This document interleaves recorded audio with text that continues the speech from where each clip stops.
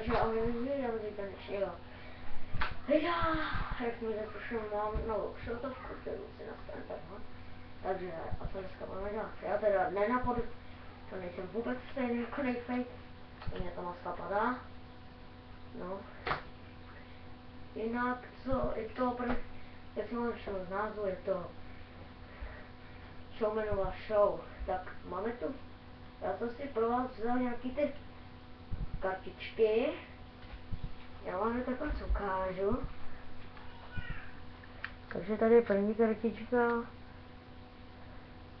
no, vám ukážu takhle, no, to je první kartička teda, další kartička je tuto, čekejte, jestli to jde.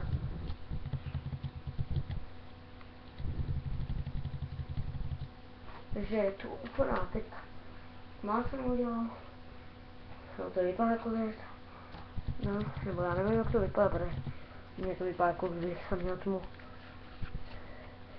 tak mě pořád svítí sluníčko, tady tuto kartička, to prostě je gumíci, nebo já nevím jak se to jmenuje, ale to jsou nějaký medvíci, takže to mám Spidermana, Spiderman,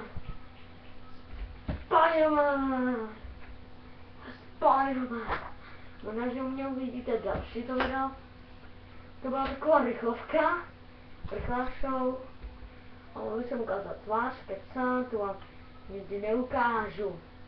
A když řeknu, že končím, tak končím, ale neukážu vám tvář. Takže já se s vámi pro dnešek loučím, teda čau.